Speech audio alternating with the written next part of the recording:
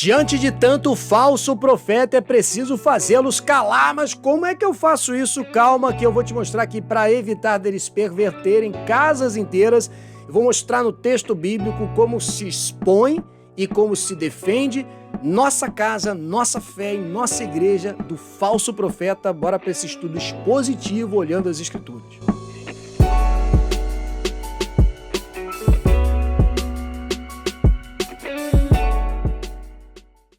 Nós vamos entrar no versículo 10 ao 16 sobre essa questão da falsa profecia, de expor o falso profeta e se defender da falsa profecia, mas é inevitável que a gente tenha que olhar os versículos anteriores por causa dessa conjunção que abre o versículo 10.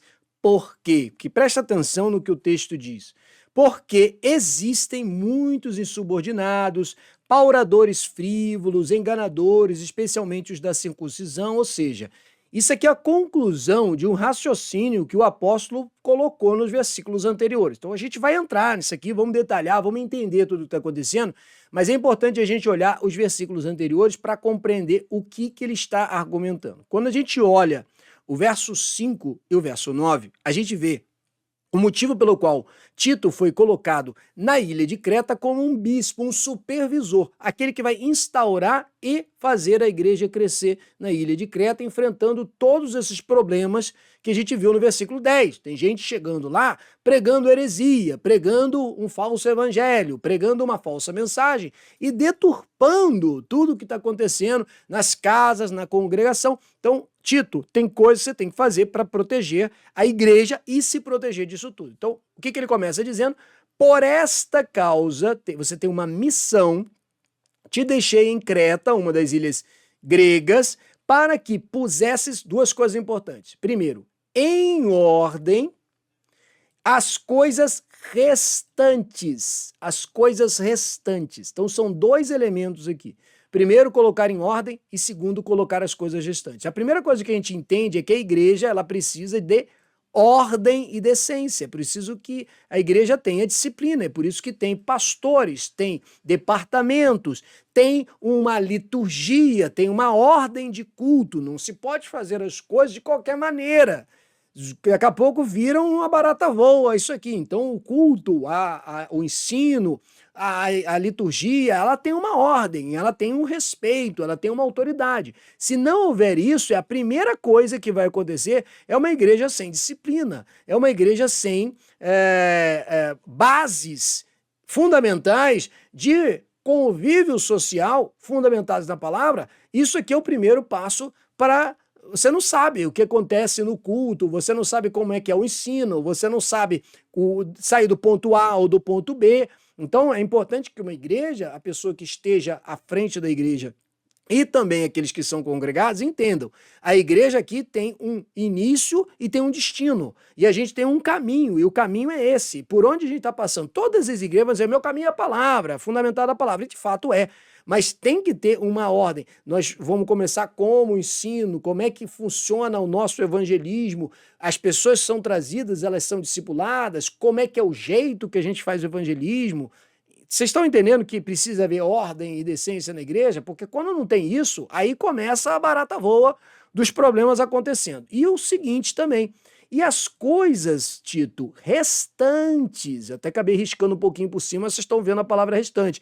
Quando você começa qualquer coisa, até mesmo nem necessariamente uma igreja, tem coisas que você vai ajustando ao longo do caminho. Você começou um negócio, começou um trabalho, você começou uma agenda de treino físico, alguma coisa, ao longo do tempo você vai precisar fazer reavaliações, não no sentido de que você estava fazendo alguma coisa errada, mas que agora é um novo tempo. Quando você começa a ter um trabalho na igreja, vão crescer as coisas, mas os novos problemas vão surgir. Tem um texto bíblico que fala, não havendo bois, o celeiro fica limpo. Mas pela força do boi, a abundância de colheita. Ou seja, não tem boi, também não tem sujeira, mas também não tem colheita.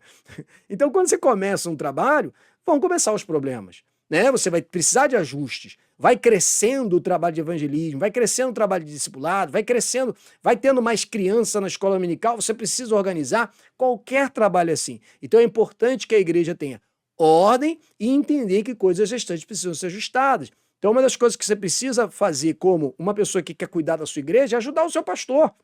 Nesse sentido, começa a crescer as coisas na igreja, que se voluntarie, esteja próximo dele para você entender esse tipo de ajuda. E também para você se proteger, para ver se a sua igreja está tendo esse tipo de situação. Porque esse é o padrão bíblico que está sendo colocado aqui. Ordem e também coisas restantes que ainda faltam fazer em cada cidade. Preste atenção nesse detalhe importante, em cada cidade. Pastores, líderes de célula, tem cheiro de ovelha. Ele não é um cara que cuida virtualmente do povo, distante da ovelha. Ele convive com a ovelha. É lógico que naquele tempo não tinha o advento das redes sociais, da internet, como a gente tem hoje, em que a gente tem um contato via WhatsApp, né, com aqueles que são os seus liderados. Isso ajuda na comunicação, mas você precisa estar próximo, tem convívio, discipulado. Não é só você pegar a Bíblia, abrir e dar um monte de teologia para a pessoa. É você sair para tomar um café, é você entender, visitar o seu discipulado, entender a realidade dele, as dores dele, ajudar numa mudança da casa dele, ajudar, parar para tomar um café, jogar uns futebol junto com ele, um esporte. Você tem que conviver. Jesus convivia com seus apóstolos. Então, essas questões têm que ser feitas de cada cidade, próximo. O pastor tem cheiro de ovelha. Ele está junto com o seu discipulado. Discipulado, o que é discipular? Discipular é você fazer um igual a você. Discipular é você fazer uma cópia sua. Só que você está copiando Jesus. Então você está imitando Jesus e eles estão imitando você. Não é assim que Paulo falou? Me imitem, porque eu estou imitando a Cristo. Então, olha o detalhe, tem que ter ordem, tem que cuidar das coisas que estão acontecendo e tem que cada cidade é próximo. É lógico que naquele tempo não tem o advento das redes sociais, mas nem por isso deixa de ser um fato de que você tem que estar próximo. Paulo fala que ele queria visitar as igrejas que ele já tinha evangelizado para ver como eles estavam, estar próximo deles, comunicar a eles um dom, como ele fala na palavra. E ele continua dizendo um termo muito importante, e que nessas cidades, que você tem que colocar em ordem restante, você constitua presbíteros.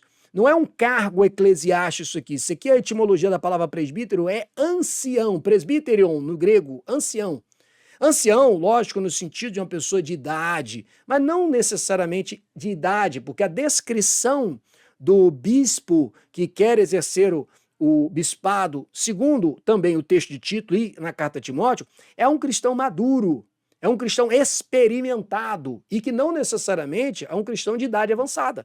Porque, por exemplo, o autor da carta aos Hebreus, ele censura os hebreus destinatários daquela carta dizendo o seguinte: olha, pelo tempo, vocês já deviam ser mestres, mas eu estou tendo a obrigação de ensinar para vocês as coisas mais elementares do evangelho.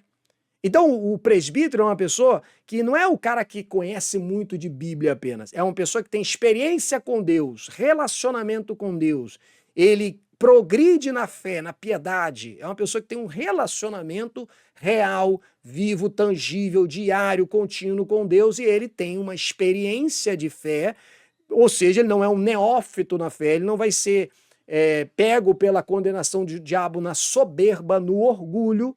Ele é um presbítero. Presbítero aqui, eu sei que as igrejas têm cargos de presbítero. A igreja presbiteriana tem o seu conselho de presbíteros. A Assembleia de Deus tem seus presbíteros. Lógico, mas não é um cargo eclesiástico aqui puramente. É a etimologia do termo. Você constitua, Tito, pessoas experimentadas, pessoas maduras na fé. Então, olha como é importante para que se proteja a si mesmo e uma igreja ter essas características. Sua vida tem ordem, sua vida pessoal tem ordem. As coisas que estão crescendo, você está acompanhando a evolução, você está próximo da igreja, você congrega, você está desengrejado, você está congregando online, ou você tem agora maturidade na fé. São coisas elementares. E aí ele continua dizendo o seguinte: características dessa pessoa que vai liderar. Ele tem que ser apegado à palavra, fiel. A palavra é a base da nossa fé. A autoridade da igreja, não negando que o pastor tem autoridade, a gente tem que respeitar a autoridade do pastor, nós devemos lembrar que a igreja tem autoridade ministerial e não magistral. A igreja não é dona da ovelha, a igreja lidera a ovelha e lidera debaixo de uma autoridade espiritual. Ou seja, o que eu quero dizer com isso? Que a autoridade do ministro, do pastor, está submetida à palavra de Deus. No momento que ele quer ter autoridade, é o pastor que, ou o pregador, ou o líder de célula, ou o evangelista, que fala o texto, expõe o texto, ele não fala de si, ele não quer dar exemplos dele, ele quer deixar que o povo veja a palavra. É o que a gente está fazendo nessa nossa playlist aqui de Expondo as Escrituras. O que eu estou fazendo? Eu estou lendo o texto, expondo o texto, estou rabiscando e sublinhando o texto para a gente ver o texto. O texto da palavra de Deus, a palavra de Deus, é a real autoridade. Não sou eu que estou falando para você agora. É eu mostrando o texto vai falar com você. Então, a autoridade que se defende e vence as heresias, o falso profeta, o falso evangelho, é aquela que é apegada à palavra. É o nosso livro. Deus nos deu um livro. Deus nos deu um livro. Você parou para pensar nisso? Deus nos deu um livro. Deixou um livro para a gente. Escreveu um livro para a gente. E a gente conhece a Deus através das Escrituras. É a porta em que se fundamenta toda a revelação de Deus. Se algo é bíblico ou não é bíblico. Você vai ter referência dentro da palavra. Então essa pessoa, e quando a gente fala isso, pessoal, nós não estamos falando apenas do líder. Não olha para o líder, está olhando para você. Você tem que ser uma pessoa apegado à palavra. Eu vou dar a etimologia desse termo agora. Esse termo apegado está falando de força, de entrega devocional, de apaixonar-se pela palavra. A palavra de Deus, ela deve ser o assunto mais importante que qualquer outro assunto na sua vida.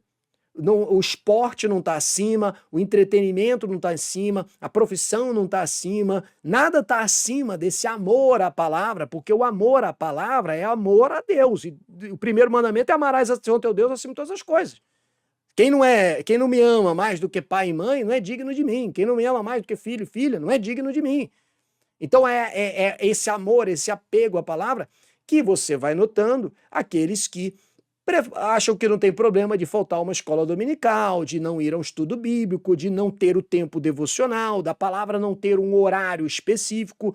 Dá uma estudada quando você puder na vida dos puritanos, do culto doméstico, do apego à palavra. Tem pessoas que não conseguem até hoje ler a Bíblia toda, mas já leu um monte de outra coisa muito mais do que a Bíblia. Você já parou para pensar e dar uma olhada no tempo que você gasta? Nas redes sociais tem, você olhar lá o tempo de sessão, procura o tempo de sessão que você passa nas redes sociais, mas você não passa com a palavra, você não se apega na palavra. Não é só conhecer, não é só andar com o texto da Bíblia, não é só conhecer versículo. É o amor, o apego. Esse termo apegado, eu vou mostrar algumas referências para vocês. No grego, aterro, quer dizer uma força, tanto no sentido de sustentação de existência, como de devoção. O texto, esse termo aterro, ele quer dizer o seguinte: colocar-se diante ou contra, olha a ideia de força, puxar ou empurrar, tem os dois sentidos, puxar ou empurrar algo ou alguém para agarrar-se firmemente. Olha a ideia de força. Com este o quem? Este elemento, para fazer o quê? Para empurrar ou puxar. Você está fazendo força. Você está se agarrando à palavra de Deus. Você está se prendendo à palavra de Deus. A palavra de Deus é tudo para você. Você se agarra. É igual o Peregrino do John Bunyan. Você já leu o Peregrino do John Bunyan? Ele andava com esse livro na mão o tempo todo. É agarrado à palavra. Eu vou dar um outro detalhe que nos diferencia do catolicismo romano. Daqui a pouco você vê alguns detalhes. Agarrar-se a esse no objetivo de contê-lo, resisti-lo e ainda apoiá-lo, prestar atenção ao mesmo, exercer forte devoção por um assunto. Um detalhe que eu quero destacar para vocês, antes da gente seguir aqui, ainda voltando um pouco nesse texto, da questão do apegado à palavra fiel, isso aqui é o que nos distingue, por exemplo, de outros tipos de dito cristianismo, como o cristianismo católico romano. Você sabe que no catecismo da Igreja Católica são duas as fontes da revelação. Eles não negam, por exemplo, a questão da revelação pela Santa Escritura, mas também pela Santa Tradição. O que isso significa? Que a revelação de Deus para o homem, ela é feita primeiro pela Santa Tradição. A tradição é o quê? É aquilo que, segundo a Igreja Católica coloca, é a cultura que os pais da Igreja, aquilo que os pais apostólicos, os primeiros discípulos que foram ganhos, evangelizados pelos apóstolos. Então, Inácio de Antioquia, Policarpo de Esmina, Clemente de Roma, os primeiros pais da igreja, os pais apostólicos, nos legaram como tradição. Então, só que essa tradição, você não tem muito referencial, é o referencial do que a igreja está te passando. E lógico, não nego a segunda revelação seja a Santa Escritura, mas com um detalhe que o catecismo deixa bem claro. A interpretação da Santa Escritura está restrita àquilo que padres, bispos, cardeais e o Papa dizem. Ou seja, você está totalmente dependendo de total interpretação daquilo que eles estão dizendo, o que é o contrário do que o protestantismo, através da reforma protestante, até dos reformadores antes da reforma, vieram colocar, que é você deixar que o povo tenha acesso à Bíblia para poder olhar no texto bíblico a verdade. Isso já se fazia nas sinagogas anteriormente ao advento de Cristo vir encarnado ao mundo, também de deixar o povo ter acesso ao texto, de explicar o texto, mas que o comando de Deus é para que o próprio hebreu, judeu, israelita, leia na palavra, tanto que qual é a resposta de Jesus ao diabo na tentação? A mesma que Deus fala lá em Deuteronômio para o povo.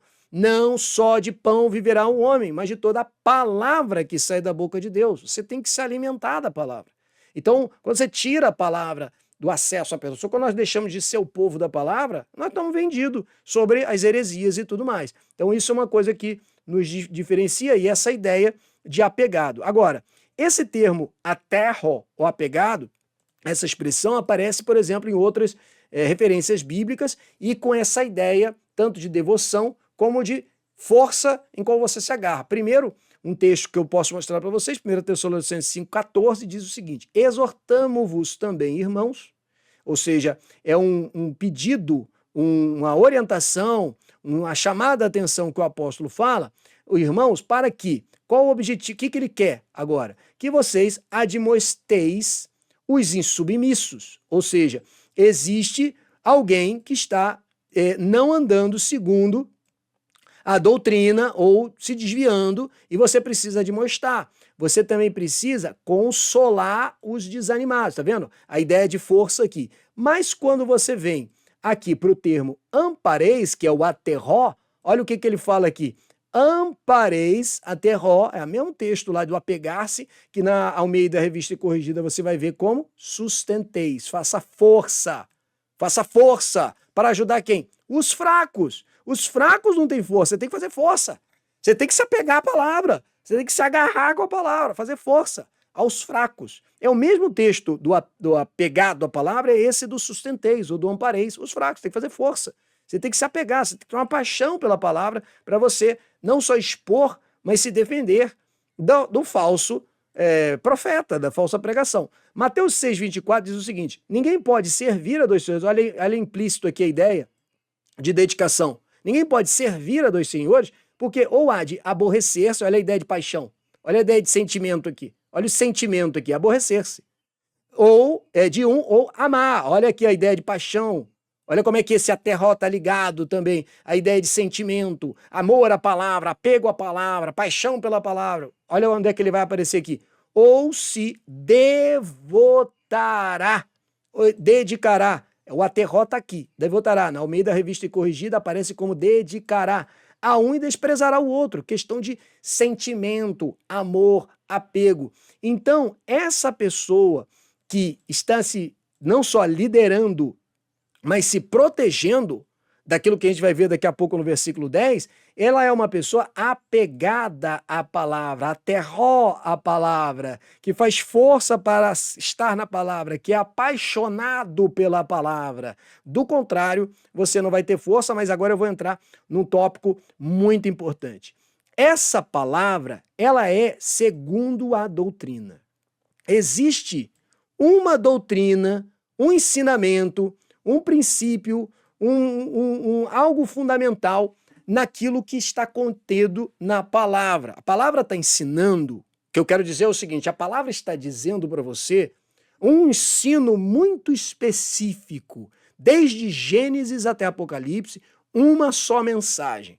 Porque hoje em dia você tem muita gente que vai chegar no púlpito, numa rede social, no YouTube e falar da palavra. Mas essa palavra que ele está falando é a palavra que mostra a doutrina que você encontra de Gênesis e Apocalipse, a mesma doutrina? E qual é essa doutrina? Então, hoje em dia, você tem, por exemplo, um evangelho que ele aponta de forma antropocêntrica. O que é isso? Antropocêntrico é colocar o homem no centro. É você pregar um evangelho, aquele evangelho que dá ao homem tudo que o homem quer. É o evangelho da prosperidade, é o evangelho que dá para você todo o sentimento que você quer, é o evangelho do carro novo, da casa nova, da promoção, é o evangelho que coloca você sempre como bonzinho e todo mundo é o malvadinho que te persegue. Deus faz essas coisas, Deus nos abençoa, nos prospera, nos dá bênçãos materiais, Deus faz isso tudo. Mas o evangelho não é sobre isso. Mas tem pessoas que vão pregar a palavra, vão pegar a palavra, o texto da palavra, mas esse texto da palavra não é segundo um ensinamento muito específico que está de Gênesis e Apocalipse. Você tem que saber que ensinamento é esse. Que doutrina é essa? O que a Bíblia está me ensinando desde o Gênesis até o Apocalipse? Até uma mensagem muito clara de Gênesis e Apocalipse. E essa mensagem muito clara, essa doutrina, é a revelação do plano de redenção de Deus ao seu povo escolhido através da semente da mulher. Aquela semente que vai esmagar a cabeça da serpente, conforme dito lá em Gênesis para a mulher. Então, de Gênesis a Apocalipse, uma só mensagem, tanto que Jesus diz o quê? Examinai as Escrituras, porque cuidais ter nela o que é a vida eterna e o que mais? São elas que testificam de mim. Então, a doutrina da Bíblia é a doutrina sobre Cristo. A doutrina da Bíblia é cristocêntrica. A doutrina da Bíblia é pregar sobre Cristo. Por isso, muita gente não tem essa doutrina porque não se prega cruz, arrependimento, renúncia, não se prega sobre a mensagem que Cristo pregou. Não se prega sobre a pessoa de Cristo, a obra de Cristo, a intercessão de Cristo, o ofício de Cristo. Então, se você é uma pessoa apegada à palavra, sim, beleza, mas você tem que trazer essa palavra segundo a doutrina que essa palavra contém. É isso que eu quero mostrar. E agora eu vou mostrar para vocês alguns textos que deixam isso muito claro. Quando a gente fala doutrina, lembre-se que no grego a etimologia é didache. Eu não sei se eu estou pronunciando tão certo, a galera que estuda um pouco mais grego vai pronunciar isso melhor do que eu, mas o que está se falando aqui com doutrina? Está falando de um ensino, tem uma mensagem, tem um ensinamento muito específico, tem uma instrução muito específica.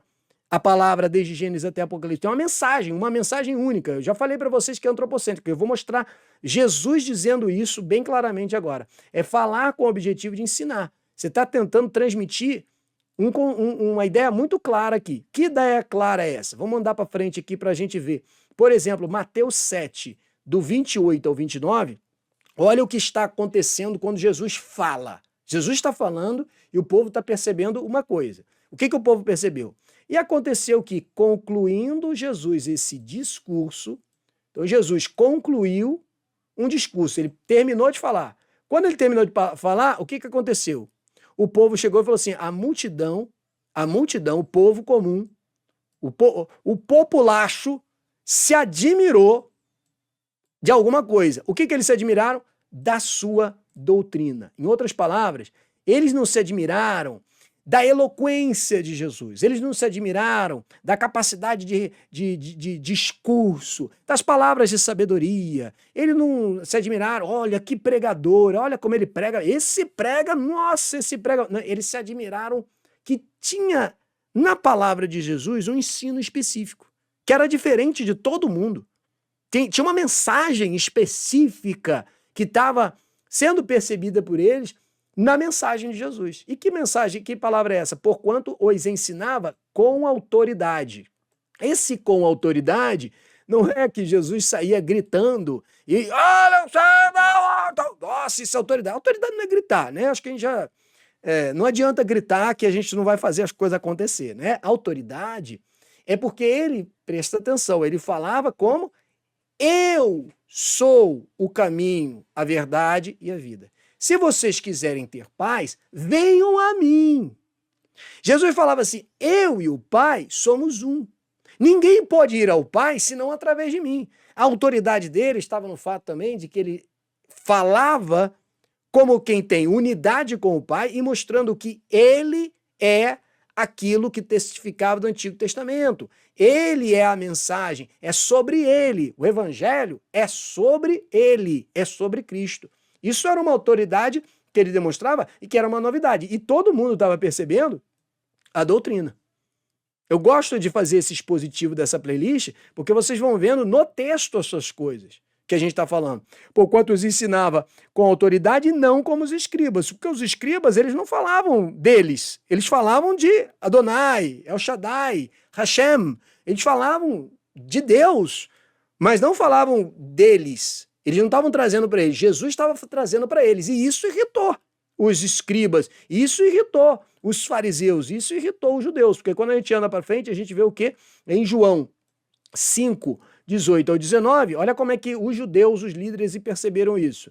Os judeus, ainda mais procuravam matá-lo.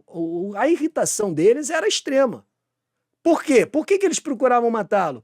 Porque não só quebrava o sábado, então o problema deles era o legalismo, a religião. Eles eram religiosos, eles eram legalistas.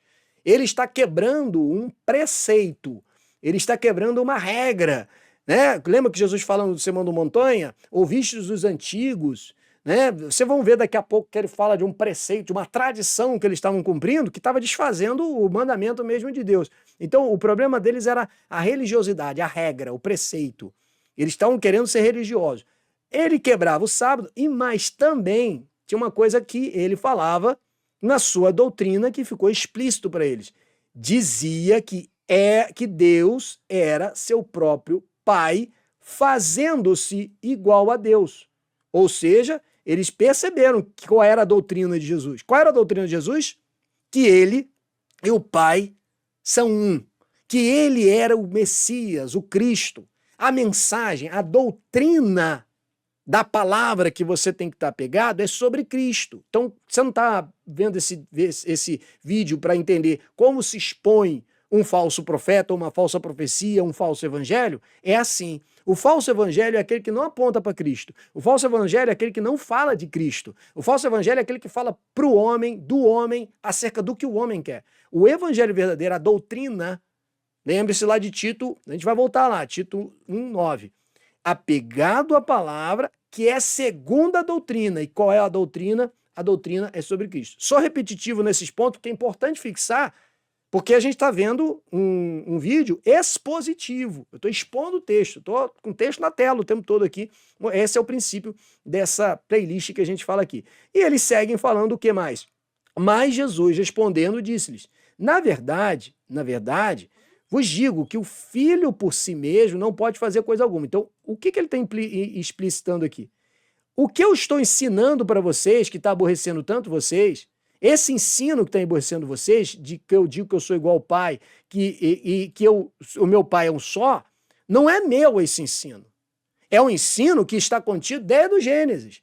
Gênesis, toda a lei de Moisés, todos os rituais de Levíticos, os sacrifícios. Se você pega a carta aos Hebreus, ele expõe que tudo o que aconteceu, o sacerdócio, o tabernáculo, os rituais da mosaico, tudo aquilo aponta para quem? Para Cristo.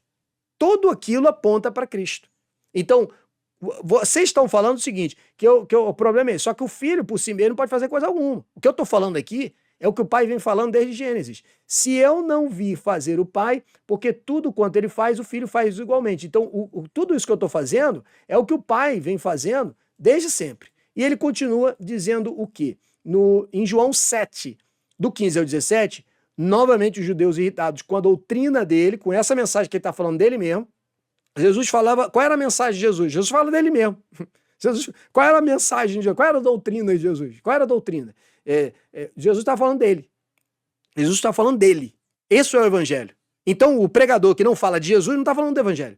Quando Jesus fala assim, eu vou continuar no expositivo desse versículo aqui, mas uma coisa importante, quando Jesus fala o Espírito Santo vai fazer o quê? Testificar de mim.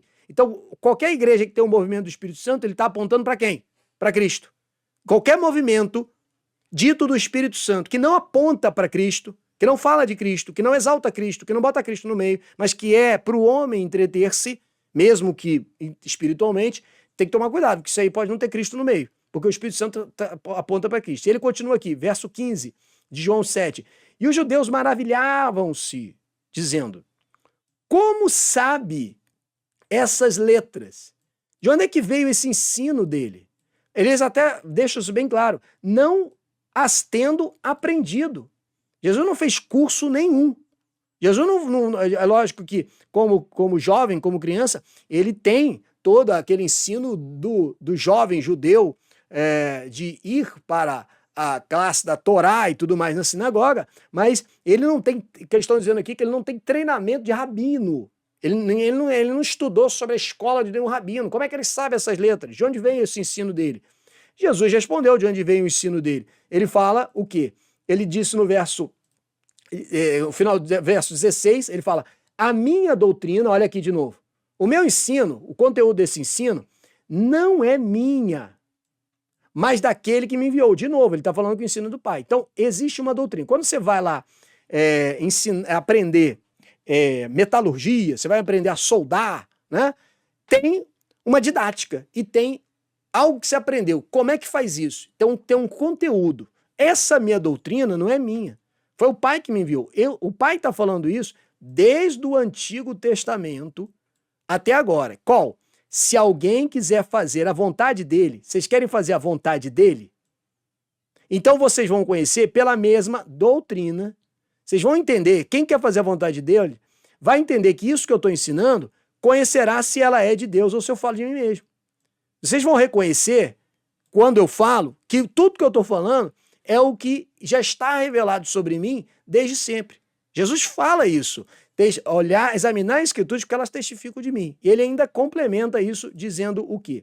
João 5, 37 ao 39, ele deixa isso bem explícito quando ele fala: e o Pai que me enviou, ele mesmo testificou de mim. Então o Pai está confirmando os ensinos, confirmando que Jesus é quem ele diz que ele é, através dos sinais, através do testemunho do Espírito Santo, naqueles que são chamados pelo Pai. E ele fala: nunca ouvistes a sua voz, nem vistes o seu parecer. A sua palavra não permanece em vós, ou seja, o seu ensinamento, a sua doutrina, a doutrina que Deus está ensinando, que eu sou quem eu estou dizendo que eu sou. Lembra que ele fala na ceia: estou há tanto tempo com vocês não sabem que eu estou aqui, porque naquele que me enviou não credes vós. E ele deixa isso bem claro. Examinai as escrituras. Olha o apego à palavra de novo.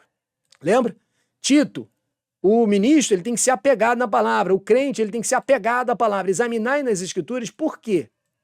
Porque vós cuidais ter nelas a vida eterna e, principalmente, são as escrituras, a doutrina contida nelas que testificam de mim.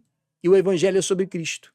Então, uma das primeiras coisas que a gente precisa ter para se proteger do falso profeta e para expor o falso profeta é apegar-se à palavra, fora tudo aquilo que a gente viu no versículo 5 de 1 Título, né? Ter ordem, decência, entender que com o tempo você vai ter que continuar trabalhando o desenvolvimento da casa de Deus, estar junto com a comunhão, de cidade em cidade.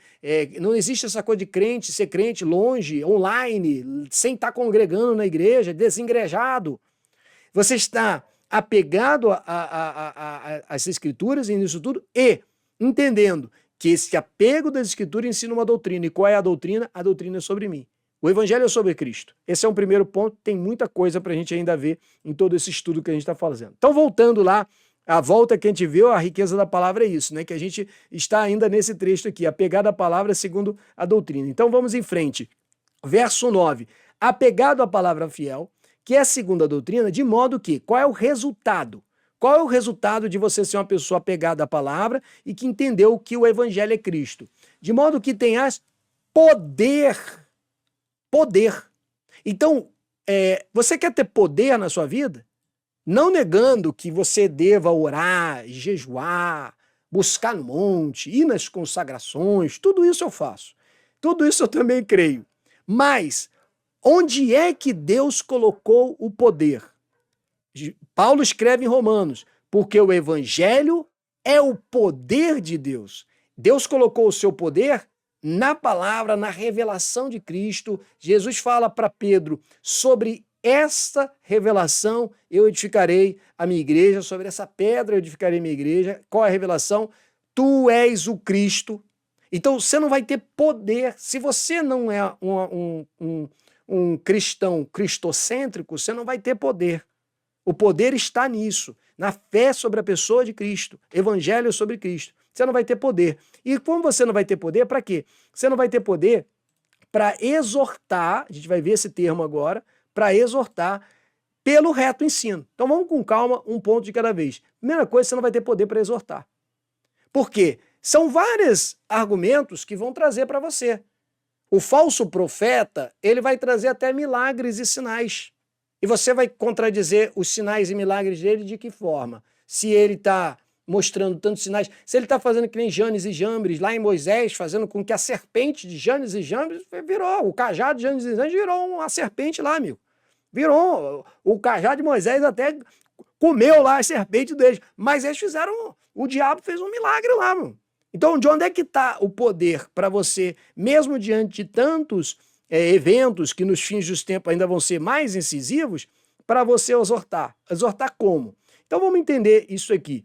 Primeiro, o termo exortar, dito aqui, parakaleo, do grego parakaleo, é uma junção de dois termos.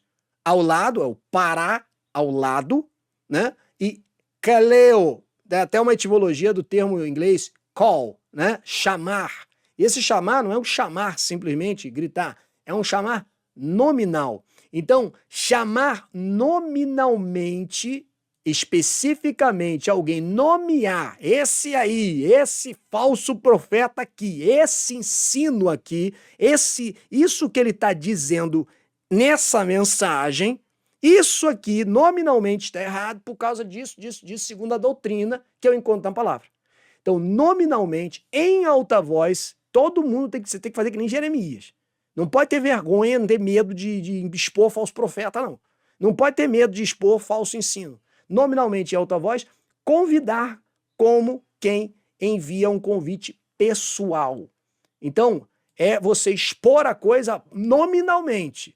Esse ensino aqui não é bíblico, isso aqui está errado por causa disso, segundo a doutrina que aponta para Cristo. Dar um nome ou receber um nome, ser chamado, ou seja, tudo aqui você está vendo que é uma questão nominal, é uma questão próxima. Então, quando a gente olha que falta o quê? O poder.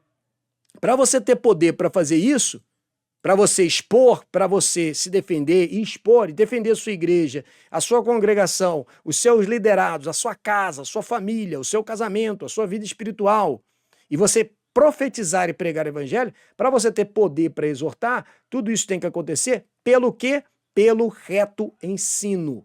Então, quando você exorta, quando você adverte, quando você chama nominalmente o problema, é pelo reto ensino.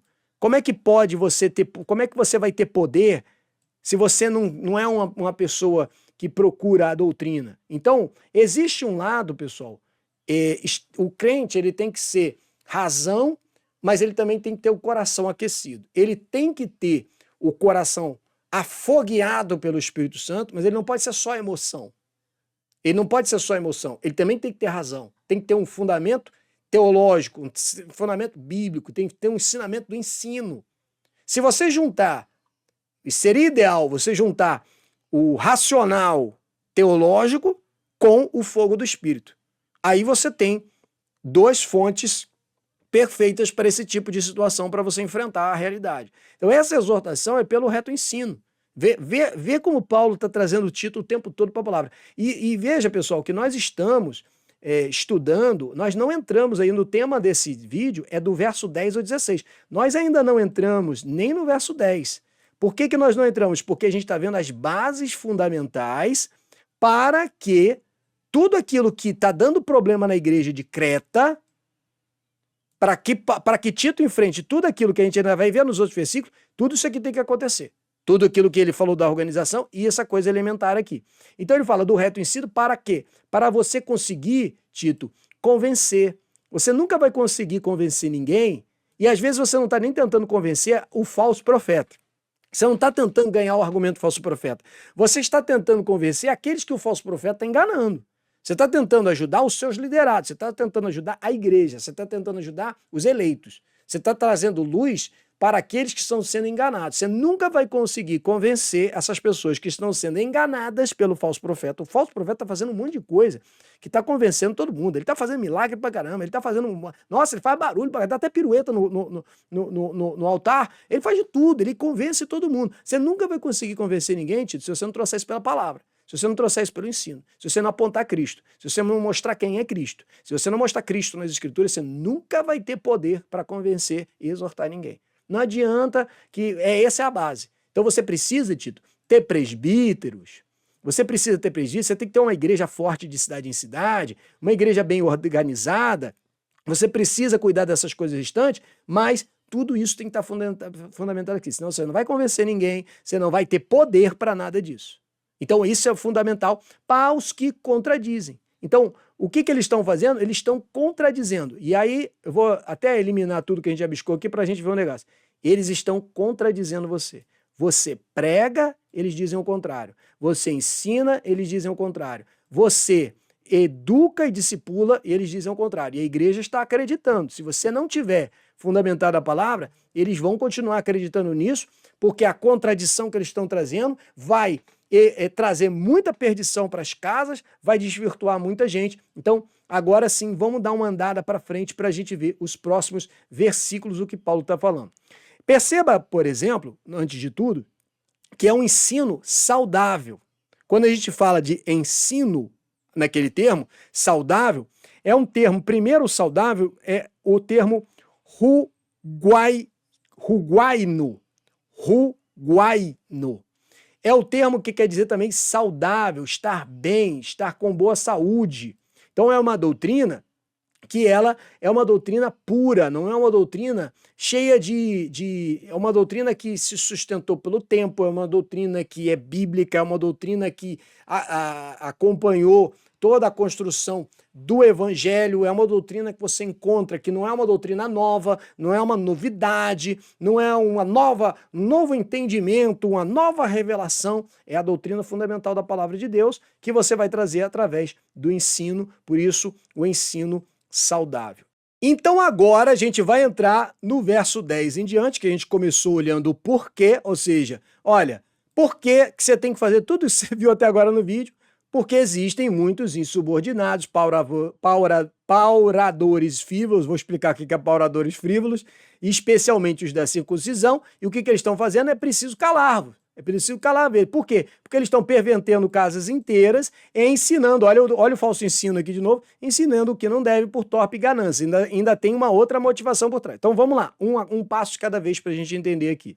Então o verso 10, diante de toda essa fundamentação que você tem, Tito, agora você vai usar tudo isso que você aprendeu para o quê? Porque existem muitos, não são poucos, é muito falso profeta, é muito pregador que não entrega o evangelho.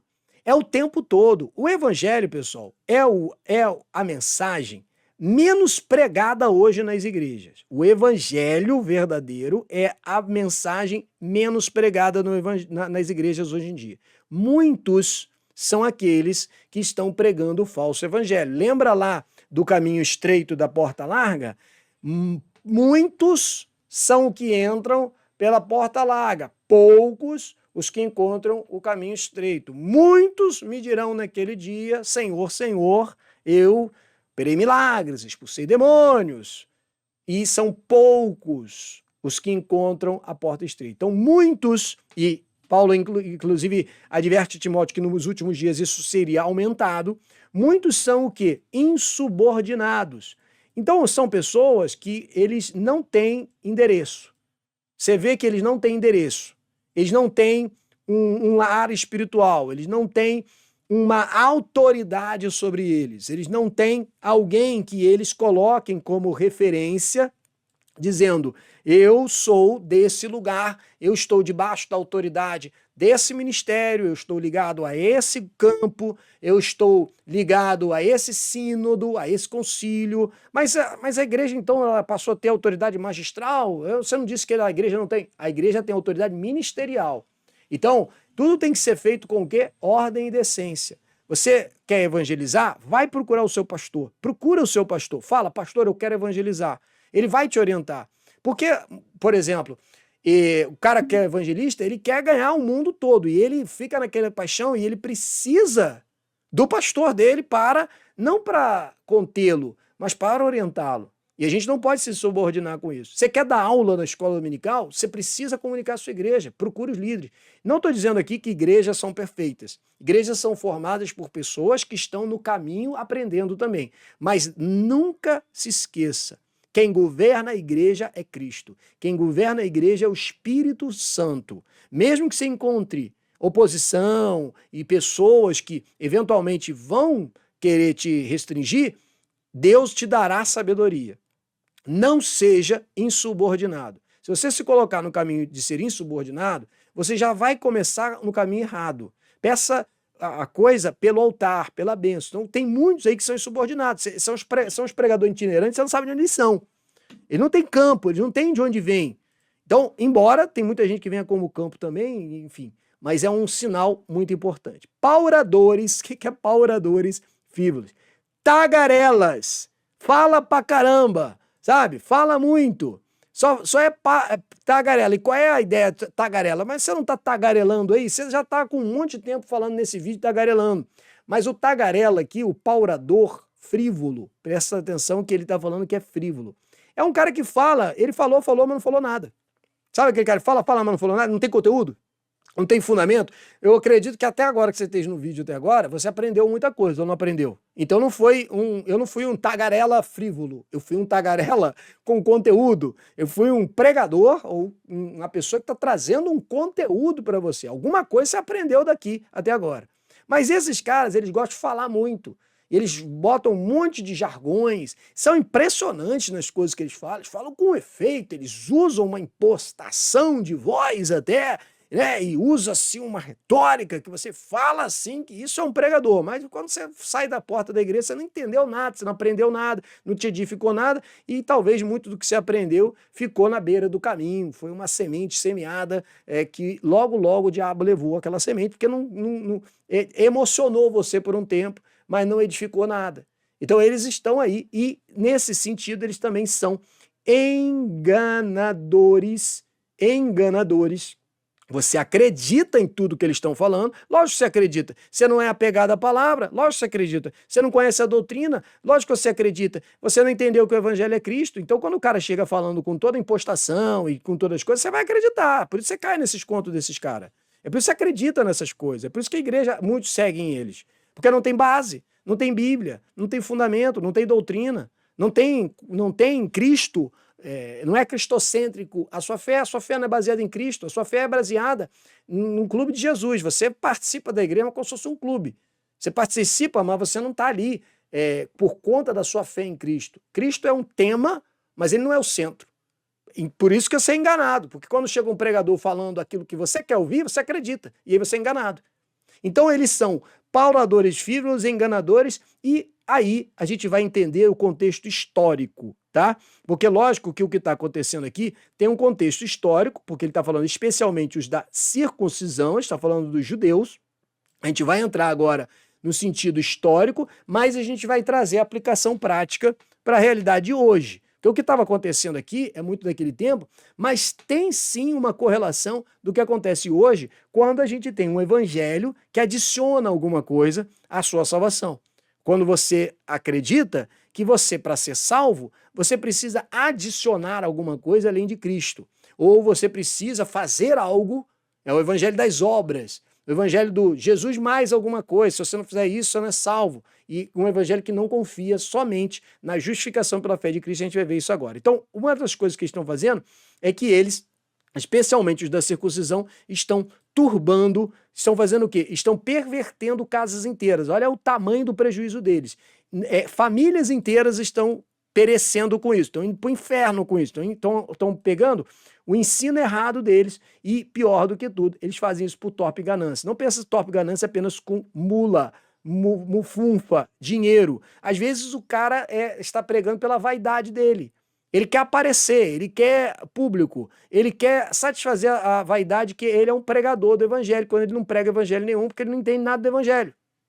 E vamos lá, vamos em frente aqui para a gente entender quem eram esses da circuncisão. Então, a circuncisão, a gente sabe que a circuncisão era aquele sinal no prepúcio do homem, que marcava, né, ele como aliança com Deus. Então, ele está se referindo aos judeus. E naquele tempo, a gente lendo esse texto de Atos 15, verso 1 e 5, era uma realidade do que estava acontecendo naquele tempo. Muitos dos judeus vinham para o evangelho e eles queriam adicionar à salvação algo. Então, o que eles diziam? Alguns indivíduos, era um problema que deu dentro da igreja.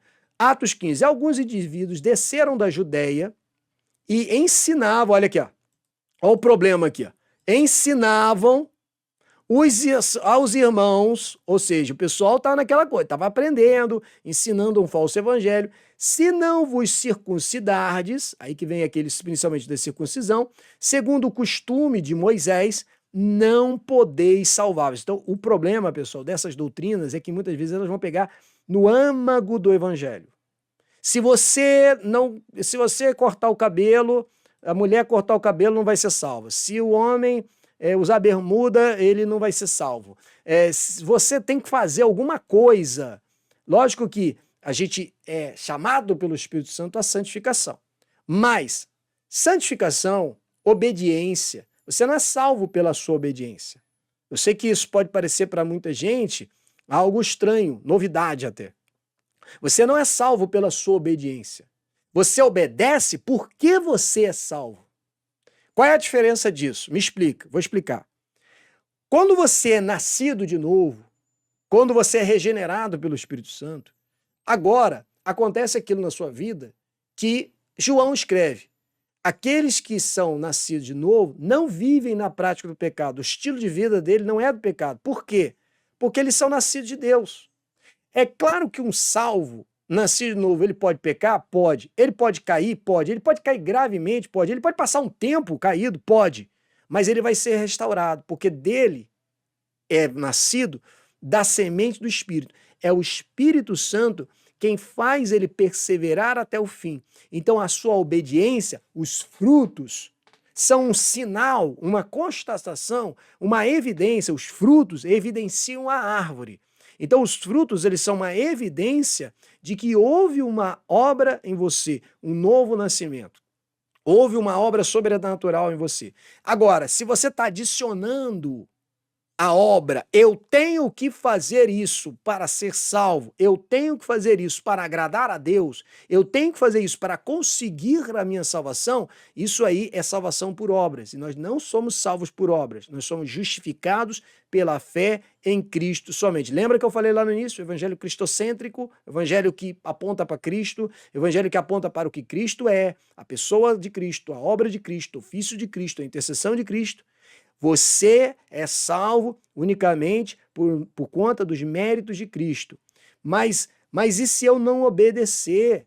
E se eu não me santificar? Se você está num caminho em que você não se arrependeu, você não está andando com Cristo, isso é uma evidência complicada. Você está dando evidência de que você não foi regenerado, você não nasceu de novo.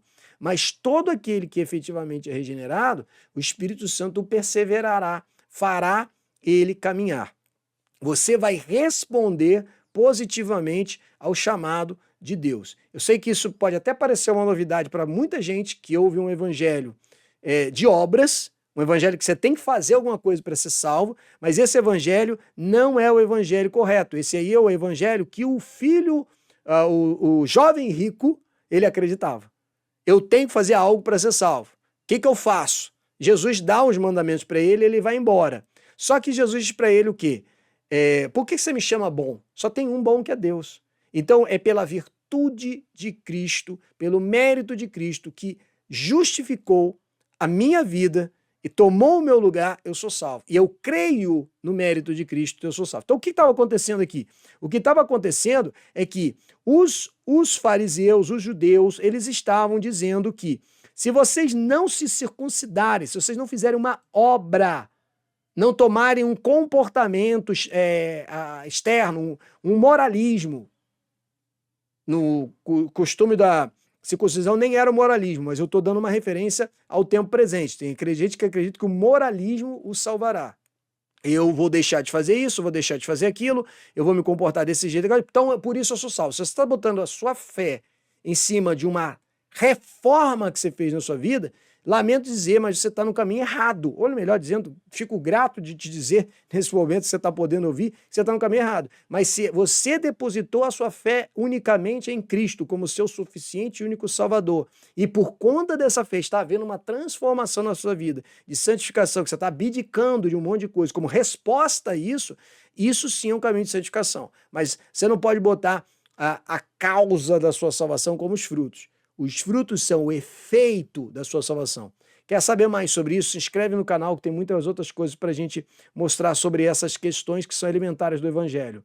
Então, insurgiram-se então, versículo 5, eles continuam insurgiram-se então, alguns da seita dos fariseus, então eles estavam trazendo os costumes antigos que haviam crido, eles estavam entre os cristãos agora, eles eram convertidos ao Evangelho, só que eles estavam com entendimento legalista, dizendo que é necessário circuncidar-vos e determinava-lhes que observasse a lei de Moisés. Isso estava causando confusão na igreja. Qual foi a questão?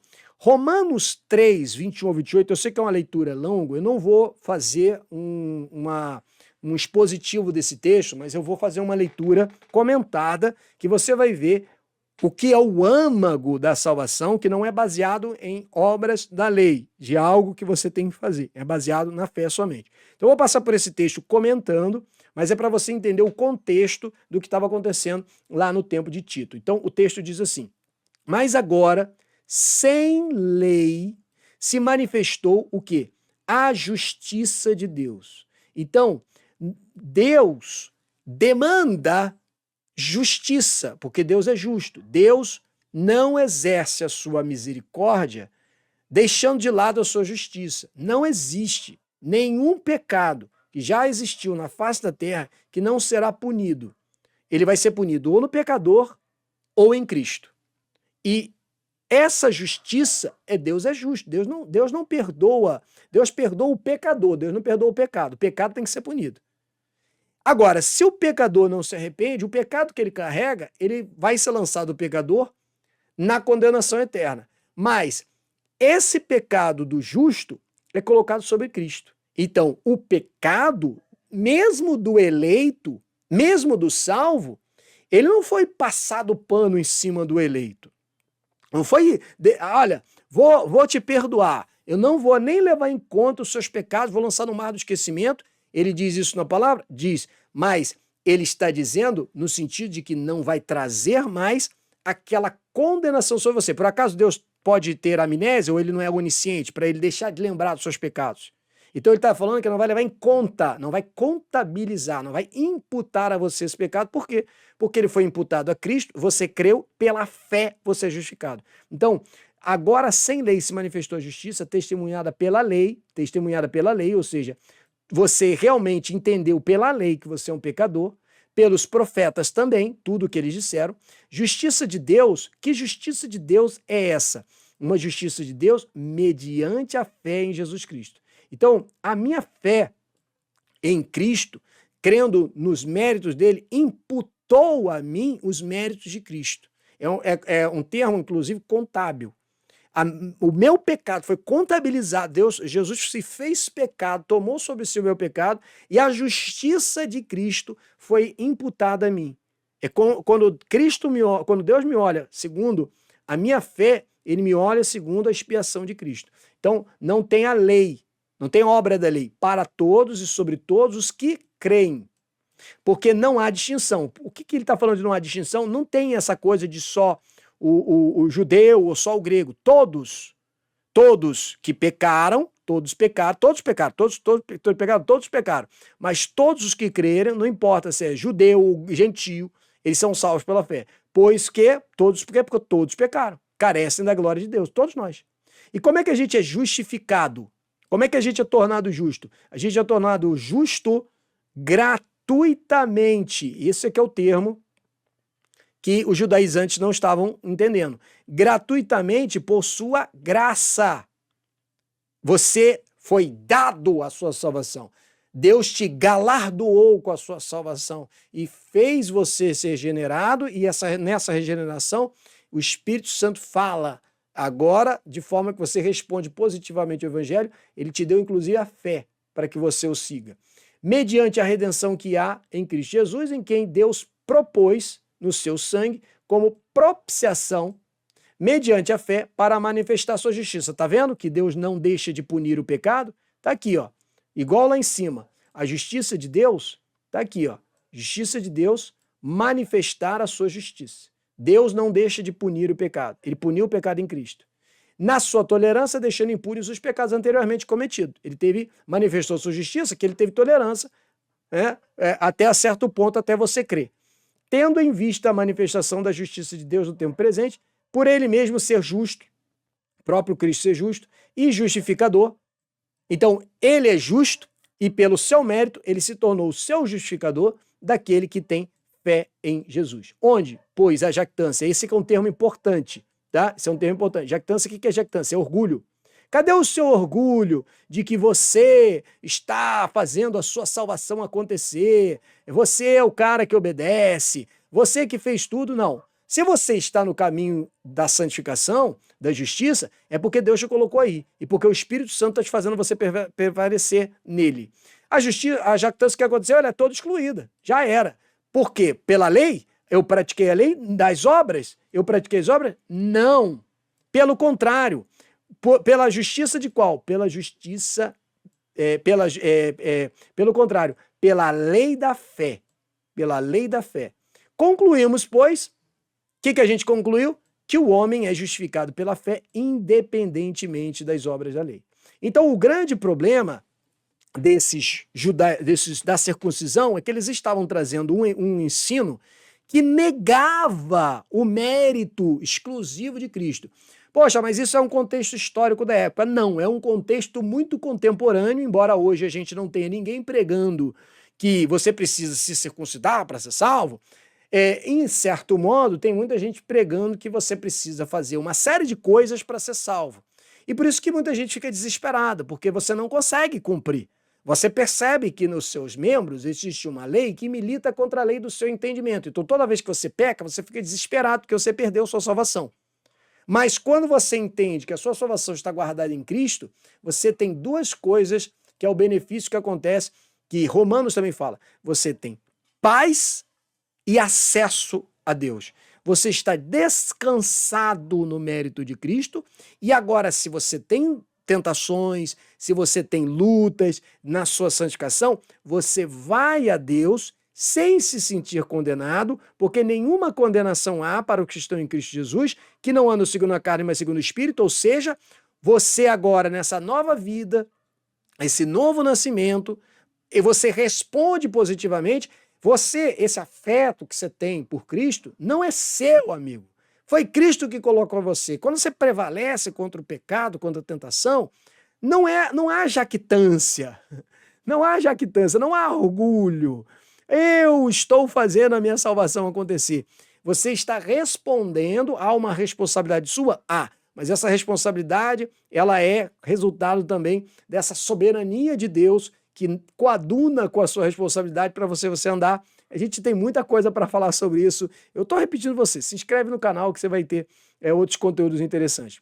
Bom, e aí, naquele tempo, na carta aos Gálatas 6 ao 9, você vai ver essa realidade do que estava atacando as igrejas daquele tempo, porque os judeus vinham se convertendo e essa briga que havia doutrinária, que negava a Cristo, estava acontecendo. Então, veja, como é que Tito está expondo um falso profeta? Como é que Tito está protegendo a igreja do falso evangelho? Primeiro, entendendo que dentro daquela organização que a gente viu, do versículo 5 do capítulo 1, ele também está adicionando a isso o fato de saber que o evangelho é Cristo.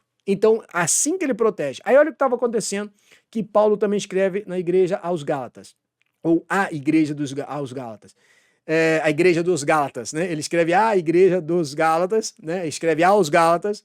Ele diz o seguinte: admira-me, do que ele está admirado? Que estejais passando, ou seja, eles estão indo numa outra direção. Eles estavam indo para cá e agora eles estão indo para outra direção. Passando tão depressa, vocês rapidinho se converteram, e o que está acontecendo? Daquele, olha a referência a Cristo, vocês estão saindo de Cristo, daquele, é uma pessoa, vocês estão indo embora de uma pessoa, vocês não estão indo embora da denominação apostólica paulina aos Gálatas, vocês estão embora de uma pessoa, vocês estão parando de crer em uma pessoa, vocês estão parando de colocar a sua confiança da sua salvação no mérito de uma pessoa, daquele que vos chamou na graça de Cristo. Então, você não escolheu Cristo, querido, você foi escolhido por ele. Então, aquele que é escolhido por Cristo, ele vai responder a essa mensagem que a gente está trazendo nesse vídeo. Você foi chamado, você não amou ele primeiro, ele te amou primeiro. Você foi chamado por Cristo, só que você está saindo daquele, para que direção? Você está saindo daquele para um outro evangelho. Você está indo para um outro evangelho. Você está saindo de Cristo e indo para o evangelho, o qual não é outro, porque não tem outro evangelho, senão que há alguns que vos perturbam. Olha os falsos ensinadores de novo. Olha o falso profeta aqui de novo. Eles vos perturbam, ensinando o quê? Eles vos perturbam, ensinando um outro evangelho. Querem perverter o evangelho de Cristo. De novo, note, eu sou enfático nisso porque isso precisa ficar gravado. De Cristo, cristocêntrico, o evangelho de Cristo, a pessoa de Cristo, estão te ensinando coisas que falam da palavra de Deus, falam de Bíblia, falam dessas coisas, mas não é sobre Cristo. E aí ele continua dizendo, mas ainda que nós, lembra da autoridade que eu falei lá no início do vídeo? Ainda que nós, a autoridade da igreja, ela é ministerial e não magistral. A autoridade do pastor da igreja não reside no cargo dele, no PR ponto. Não é essa a autoridade dele. A autoridade dele é a palavra. Então, se ele é um pastor bíblico, ele é um pastor de autoridade. Se você é um crente bíblico, você é um crente de autoridade. Nós, ainda que eu, Paulo, ou mesmo um anjo, alguém que assiste do lado do trono de Deus, vindo do céu, olha, cheio de poder e glória e tudo mais, vos pregue evangelho que vá além, olha só os parâmetros aqui, outro evangelho que vá além do que vos temos pregado, aí ele pega pesado e tem que pegar pesado mesmo. Vocês vão ver daqui a pouco a expressão pegada. Seja anátema, seja maldição. Anátema quer dizer maldito, maldição. É muito sério isso. Ele não usa um termo simples, não. Sabe por quê? Porque o falso evangelho, ele faz você acreditar numa coisa que vai te levar eternamente para uma punição no inferno. E, infelizmente, é o que mais tem é um falso evangelho e as pessoas se tornam legalistas, as pessoas se tornam pessoas moralistas, elas acreditam que estão seguindo um evangelho e aquilo não é evangelho algum. E ele ainda é enfático. Assim como já dissemos, agora repito. Ele não está dizendo pela primeira vez nessa carta. Ele já tinha avisado isso. Ele está reforçando, ele está repetindo. Se alguém vos prega evangelho que vá além daquele que recebestes, seja anátema, seja maldito. Isso é a coisa mais danosa que pode acontecer dentro da igreja e por isso você tem que aprender a se defender. Você precisa proteger a sua fé, você precisa proteger a sua casa, você precisa ajudar o seu pastor, você precisa identificar se esse falso evangelho está entrando na sua igreja. Porque o nível da palavra dele é essa, seja anátema. Continuando aqui, e aí a gente vai voltar então para o versículo 10 e 11 de título, capítulo 1. Então, a gente está voltando para aquele texto que fala, então, isso tudo porque, né, a gente já viu esse termo, porque existem muitos insubordinados, pauradores, frívolos, enganadores, especialmente os da circuncisão. Então, vocês já entenderam qual é o contexto histórico dessa questão da circuncisão. E lembra do anátema? Lembra do termo pesado? É preciso fazê-los calar. Como é que você vai fazer calar? Eu vou dar uma paulada nele? Não, não é isso. É através da exortação, é através do convencimento, lembra do versículo 9? Através da exortação, do convencimento, que você tem poder para fazer isso. Você tem poder para fazer isso, e esse poder é oriundo do quê? De você entender que a doutrina é Cristo e você ser apegado na palavra. Então agora você tem poder. Pode se levantar quem for, pode ter um pregador visitante na sua igreja, pode ter um convidado de um departamento seu, pode ser alguém da sua igreja que te mostra um falso evangelho. Você tem poder para fazer calar porque você tem poder nos argumentos, você tem Bíblia, você tem conhecimento, você tem teologia, você tem relacionamento com Deus, você tem Cristo revelado em você, você vai na palavra e você se protege e você protege os outros. Muitos falsos profetas se levantando nos últimos tempos. Nós temos que nos levantar para fazê-los calar. O que é fazê-los calar? É você mostrar o evangelho verdadeiro. Você pregar o verdadeiro evangelho. Não fique tentando necessariamente mostrar que A, B ou C é um falso pregador. Não é necessariamente você apenas ir lá e nomear. Não adianta você nomear o falso profeta para quem é apaixonado pelo falso profeta.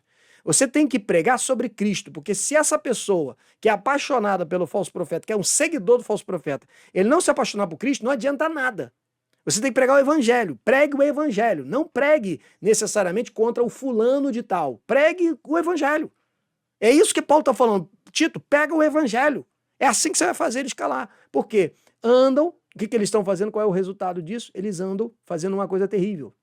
Eles condenam casas inteiras, famílias inteiras. E aqui é um alerta para os maridos, a sua função como homem da casa. Você não pode deixar sua família ser vencida por isso. Você tem que ser um cara da palavra, amigo. Você tem que ser um cara da palavra. Você tem que ser o guardião das escrituras da sua casa. Eu sei que muitas vezes é a esposa que é a pessoa que vai à igreja, mas isso aqui é uma responsabilidade sua. Você é o chefe da casa, você tem que ser o responsável, você tem que ser homem nessa hora. É homem no sentido de que você é o cara que tem essa base. Você é o discipulador da sua esposa. Ele não é o discipulador porque você abre a Bíblia e ensina um monte de teologia. Você é o discipulador porque ela olha para você e vê Cristo.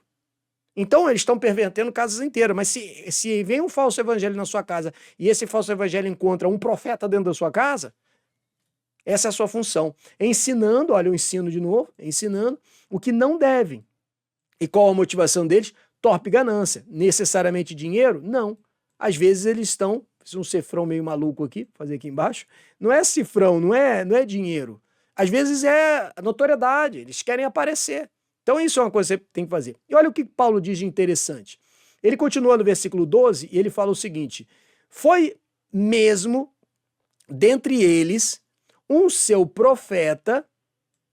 De quem que ele está falando? É uma coisa histórica interessante. Que disse, cretenses, lembra que Tito está em Creta, sempre mentirosos, feras terríveis, ventos preguiçosos. Esse texto aqui é de um filósofo daquela época que Paulo está pegando uma referência daquele filósofo, da seu contemporâneo, e fazendo uma analogia que faz sentido. Tal testemunho é exato, até ele diz. De quem que Paulo está se referindo? Paulo está falando de um filósofo chamado Epimênides, que foi um poeta e filósofo grego que viveu em 600 a.C.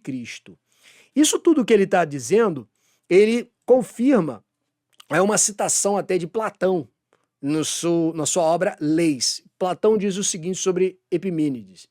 Você provavelmente já ouviu falar aquele homem inspirado, Epimênides, com quem temos ligação familiar, nasceu em Creta.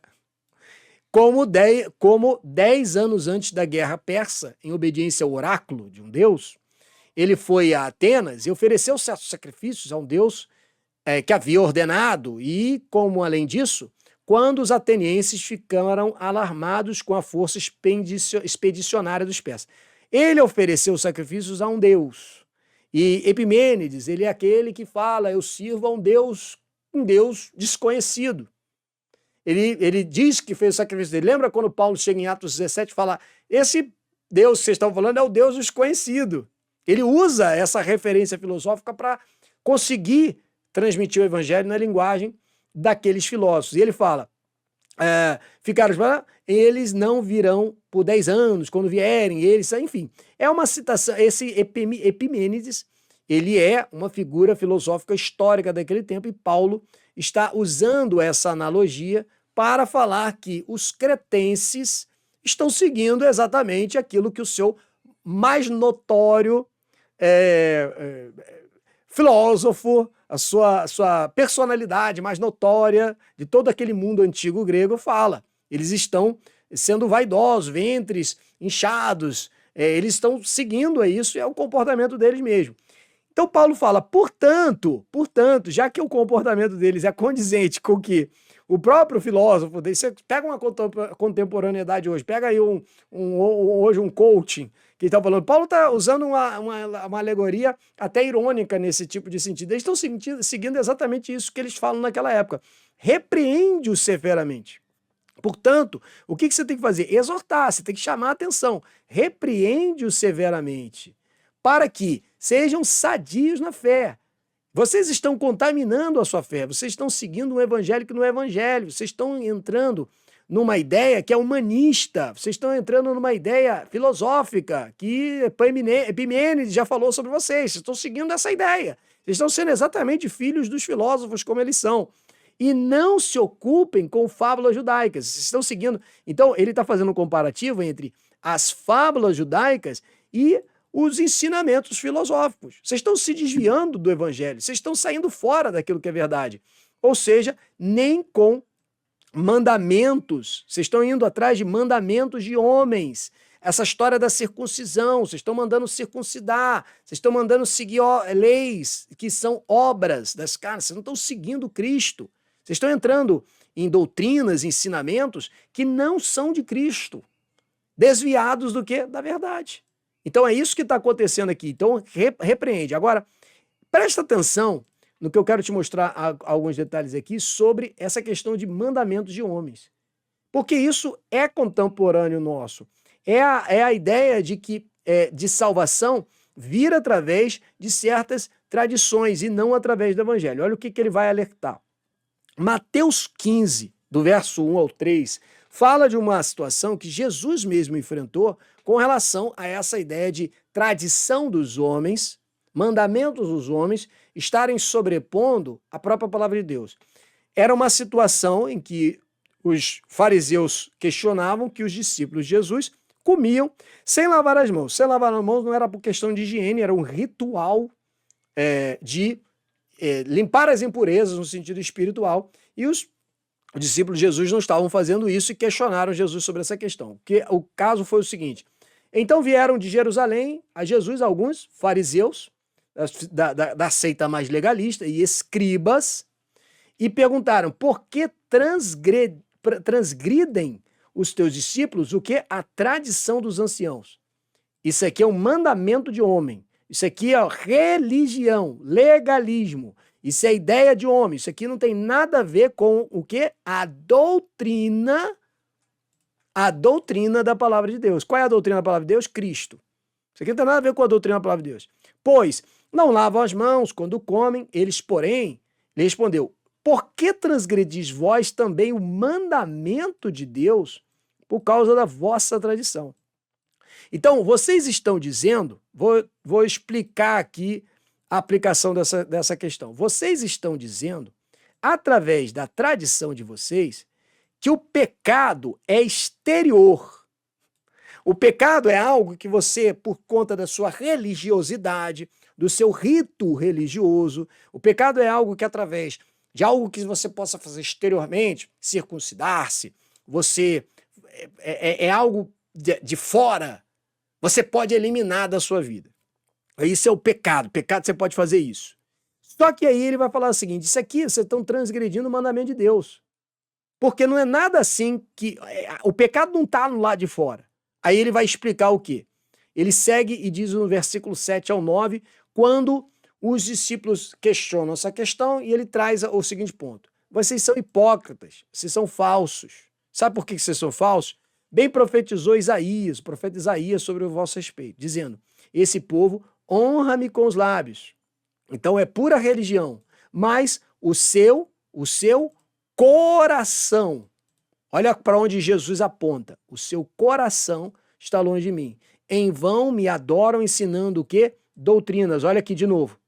Por isso que é importante a gente entender a doutrina. Qual é a doutrina? A doutrina é Cristo. Então, quem nos purifica de todo pecado? Cristo. Eu sou justificado de que forma? Pelo mérito de Cristo, pela fé em Cristo. E o evangelho é sobre quem? É sobre Cristo, tirando os meus pecados. Mas eu me aproximo de Cristo como? Pela fé, portanto eu confesso os meus pecados, eu me arrependo do meu pecado, porque eu fui exposto à realidade do pecado que existe em mim, eu me arrependo, creio que essa punição do pecado foi colocada sobre Cristo e agora eu vou viver em novidade de vida. Isso é o evangelho, essa é a doutrina. Mas vocês estão colocando a salvação por coisas externas, vocês estão colocando a salvação por preceitos de homens, vocês estão querendo adicionar outras coisas, vocês não descansam no mérito de Cristo. E aí ele continua dizendo, agora Tito vai abordar isso da seguinte forma, do verso 1 ao 15, todas as coisas, ele está trazendo para o contexto daquela realidade, todas as coisas são puras para os puros, porque uma das coisas que os judaizantes da circuncisão estavam ensinando é que certos alimentos da alimentação kosher, né, do judeu, não poderia comer certos alimentos, não pode, porque se você comer aquele alimento, você não vai ser salvo. Você tem que se circuncidar, senão você não vai ser salvo. Você tem que guardar isso, senão você não vai ser salvo. Percebe que é tudo externo de Cristo? Tudo é algo que o homem tem que adicionar? Então essa era a grande heresia, é tudo que sai de Cristo. Então traz agora para o nosso evangelho contemporâneo. Olha como é que a pregação não é sobre salvação, mas é desvirtuado do evangelho. O evangelho é sobre você comprar casa, é sobre você ganhar carro, é sobre você prosperar, é sobre você subir por um novo nível, um novo patamar, né? Deus vai abrir novos horizontes, novas portas, é tudo humanista, é tudo centrado no homem. São puras, todavia, para os impuros e descrentes. Então, se você não está na fé, se você é um descrente, o que é o descrente? O descrente é o ímpio que está lá fora? Não, o descrente é todo aquele que não coloca a fé em Cristo. Então, como você crê que tem que fazer alguma coisa a mais para a sua santificação, sua salvação, para que você seja considerado santo diante de Deus, nós entramos num processo de santificação. Mas você já é declarado, imputado como santo pela sua fé. Para esses aí, nada é puro. Tudo você tem que considerar mais alguma coisa, tudo você tem que botar alguma coisa legalista no mesmo. Porque tanto a mente como a consciência deles, a mente e a consciência deles, é por isso que eles sentem culpa, é por isso que eles têm que fazer essas obras da lei, porque eles se sentem culpados, eles têm que adicionar alguma coisa na salvação deles. Eles têm que fazer algo que eles se sintam em paz, porque eles não têm paz com Deus, eles não têm paz em Cristo. Eles não conseguem descansar no mérito de Cristo. Eles têm que fazer alguma coisa a mais, eles têm que mostrar que eles trabalham na igreja, que eles usam determinada roupa e que eles fazem isso para considerar que eles estão em paz com Deus. A consciência deles acusa e deles estão corrompidas. E olha o que ele diz no versículo 16, no tocante a Deus, por isso que eu citei situações internas de igreja, professam conhecê-lo. Você não pensa em você que eu estou falando de gente de fora da igreja, ou da cristandade, vamos dizer assim. Eles professam conhecê-lo. Entretanto, eles o negam. Como é que eles negam Cristo? Como é que a pessoa nega Cristo? Por quê? Porque não é mais sobre o mérito de Cristo a minha salvação. Não é mais sobre ele. É sobre obras. Negam por suas obras. É por isso que são abomináveis, desobedientes, reprovados para toda boa obra. porque eles estão adicionando um evangelho que não é evangelho algum. Gostou desse vídeo? Então eu vou deixar esse outro aqui na sua tela, que a gente continua essa série expositiva. Se você gostou desse modelo de conteúdo, que eu abro o texto e falo do texto, deixo o texto falar, coloca um comentário também aqui no vídeo. Eu gostaria muito de saber o que você achou desse tipo de série. Forte abraço, Deus abençoe vocês, até o próximo.